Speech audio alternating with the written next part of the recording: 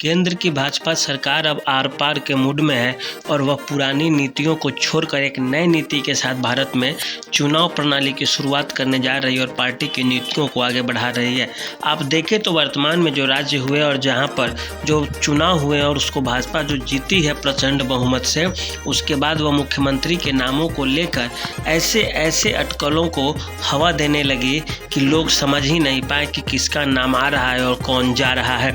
छत्तीसगढ़ की बात करें आप तो छत्तीसगढ़ में रमन सिंह जो 15 साल से मुख्यमंत्री थे, उनको सीधे साइडलाइन करके रमन सिंह के द्वारा ही घोषणा किया गया कि विष्णुदेव साय जो जनजाति समाज से आते हैं, ट्राइबल लीडर के रूप में समझे जाते हैं, संघ के करीबी रहे हैं, उनको बनाया जा रहा है मुख्यमंत्री। और यहाँ पे भाजपा दोहरा चाल खेल दी, संघ का भी बात रख लिया गया और भाजपा के कैडर वोट की भी आन और बान रख ली गई और जनजातीय जो वोटर्स हैं उनके अंदर जो अब भाजपा के प्रति लगाव होगा वह एक अलग तरीके का होगा। इन सब के बारे में हम चर्चा भी तुरंत करेंगे। पहले मध्य प्रदेश की बात कर लें तो मध्य प्रदेश में शिवराज सिंह चौहान थे जो 15-17 वर्षों से मुख्यमंत्री थे और अच्छे नेता थे और वे चुनाव भी जिता कर ले आए पार्टी को फिर अगली बार महाराष्ट्र मध्य प्रदेश में प्रचंड बहुमत से। उसके बाद उनके नाम की चर्चा तो छोड़िए, अब ये भी चर्चा किया जा रहा था कि नरोत्तम मिश्रा हो सकते हैं शिवराज सिंह चौहान को छोड़ के, फिर सिंधिया हो सकते हैं ज्योतिरादित्य सिंधिया, फिर उसके बाद और एक कैलाश विजयवर्गीय हो सकते हैं। दोनों में मुलाकात होती है और लोगों के बीच नाम आने लगते हैं अलग अलग, लेकिन जब फाइनल मुहर लगती है तो उस पर क्या नाम आता है, वह नाम है मोहन यादव का। तो देखिए वह मोहन यादव वो भी राष्ट्रीय स्वयंसेवक संघ से हैं, पिछड़ी जाति से आते हैं और उनका नाम जैसे ही अनाउंस हुआ सारे लोग अपने दांतों तले उंगली दबाने लगे कि आखिर यह हो क्या गया। सबसे ज़्यादा दिक्कत तो उसे हो गया जो राज्यों में राजनीति करते हैं जाति पाति की और जो पार्टी पे जो आरोप लगाती थी कि सवर्ण जनसंख्या को या नेतृत्व प्रदान करती है भाजपा या झूठ मूठ का पिछड़ी जाति की राजनीति करती है। तो इस बार के जो वोट हुए हैं और जो मुख्यमंत्री के जो चेहरे आ रहे हैं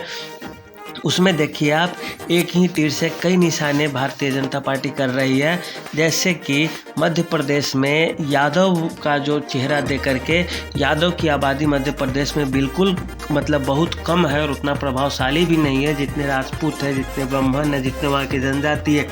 और ख़ास करके अनुसूचित जाति की जो आबादी है उसका जितना प्रतिशत है उतना भी नहीं है। लेकिन भाजपा ने वहाँ क्या किया, मोहन यादव का चेहरा आगे कर दिया और यह एक संकेत दिया है कि हमारी पार्टी के माध्यम से कोई भी मुख्यमंत्री बन सकता है। यह जरूरी नहीं कि यह मुख्यमंत्री है तो अगली बार यही फिर से बनेंगे। इसलिए वहाँ से वह एक परिवारवाद के खात्मे का भी संकेत दे रही है। दूसरी बात करें तो जातीय समीकरण को भी ऊपर पैर पे टांगने की बात है कि जाति का संख्या ज़्यादा या कम है उसे हम नज़रअंदाज करते हैं और पहले से भी कौन है इस पर हम कोई ध्यान नहीं देते हैं। तो देखिए छत्तीसगढ़ में जनजातीय आबादी को ध्यान में रखते हुए पूरे देश के जनजाति समाज का वोट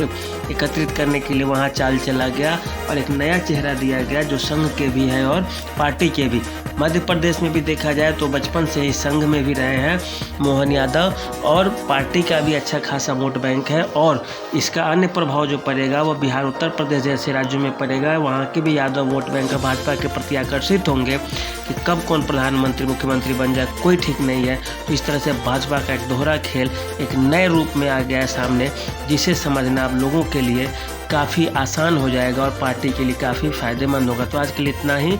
अगले वीडियो में हम फिर से बात करेंगे कि इन प्रभावों के क्या प्रभाव पड़ेंगे। आज के लिए इतना ही, धन्यवाद।